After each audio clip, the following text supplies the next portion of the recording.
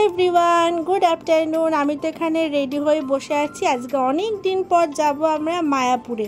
বাড়ির পাশেই মায়াপুর, কিন্তু যাওয়া হয় না। আর দিদি এসেছে, দিদি বললো চল একটু মায়াপুর থেকে ঘুরে আসি, যদি নতুন মন্দিরটা দেখা হয়ে যায়। তো আমরা সেই কারণেই সবাই মিলে রেডি হয়ে গিয়েছি আর বাইরে দাঁড়িয়ে আছি মায়ের জন্য। আমি, দিদি, মা আর বোন যাব, বাবা যাবে না, কারণ বাইরে ভীষণ গরম। তো চলে আসলাম মায়াপুর ঘাটে। এখানে মায়াপুর যাইবার লঞ্চের টিকিট কাউন্টারে চলে এসেছি। 10 টাকা করে নেবে। তো ওইখানে নৌকা ছাড়বে আর এইদিকে আমরা লঞ্চে উঠে পড়লাম। আর নৌকা ভাড়া নেয় 5 টাকা করে। আর ওই দেখো দূরে কত সুন্দর মায়াপুর মন্দিরটা দেখা যাচ্ছে। আমরা অর্ধেক রাস্তায় চলে এসেছি, তখনও পর্যন্ত নৌকা ছাড়েনি। নৌকা পুরোপুরি ভর্তি না হলে নৌকা এরা ছাড়ে না। তো আমরা টুকটুক করে একদম তাড়াতাড়ি 5 মিনিটের মধ্যে পৌঁছে গেলাম মায়াপুর ঘাটে। ওখান থেকে টোটো উঠলাম। টোটো ভাড়া নিল পার পার্সন 10 টাকা করে। টোটো ভাড়া বাস ভাড়া দুটোই 10 টাকা করেই নেয়।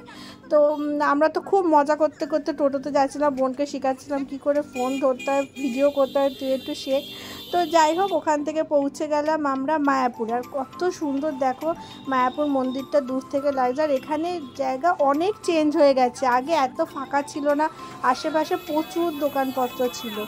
তো চলে আসলাম মায়াপুর মন্দির। আর এখানে তো বেশ ভালো লাগছে এতদিন পর এসে। আর আমাদের আসার আসল উদ্দেশ্যটাই হলো নতুন মন্দিরটা দেখা, কিন্তু এখানে এসেই মনটা এত খারাপ হয়ে গেল।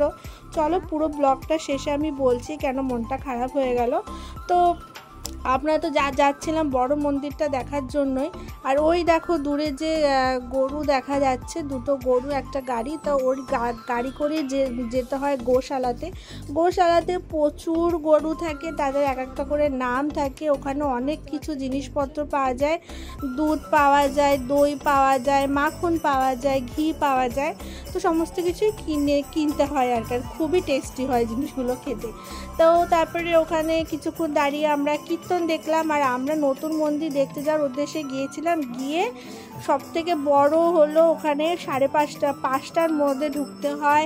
পার পার্সন 50 টাকা করে নিতে হয়। সকাল 12টার সময় আর বিকেল 5টার সময় মন্দিরের দরজা খোলা হয়। আর ওখানে কোনো বিগ্রহ নেই, শুধু কনস্ট্রাকশনের কাজ হচ্ছে, ওর জন্যে পার পার্সন 50 টাকা করে নিচ্ছে, ও শুধু ওই জিনিসটা দেখার জন্য।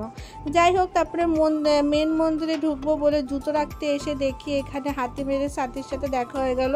সামনাসামনি হাতি দেখে এত ভয় লাগছিল যে এত বড় হাতি হয়, কোনোদিনও এত বড় হাতি সামনাসামনি দেখিনি। সে কোন ছোটোবেলায় দেখেছি মনে নেই। তারপরে মেন মন্দিরে বা মায়াপুর কোনো মন্দিরেই তো ফোন ক্যামেরা কোনো কিছু অ্যালাউ করে না। তো জুতো রেখে, ক্যামেরা রেখে, ফোন রেখে, সব কিছু রেখে আমরা চলে গেলাম মন্দিরে ঠাকুর দর্শন করতে। ওখান থেকে বেরিয়ে উঠে পড়লাম বাসে। তো আসার সময়, যাওয়ার সময় গিয়েছিলাম টোটো করে, তো বাড়ি আসার সময় বাসে করে গেলাম। বাস একদম ফাঁকা ছিল, পার পার্সন 10 টাকা করে নিল। তারপর ওখান থেকে চলে গেলাম মায়াপুর ঘাট। আর মায়াপুর থেকে চলে আসলাম বাড়ি।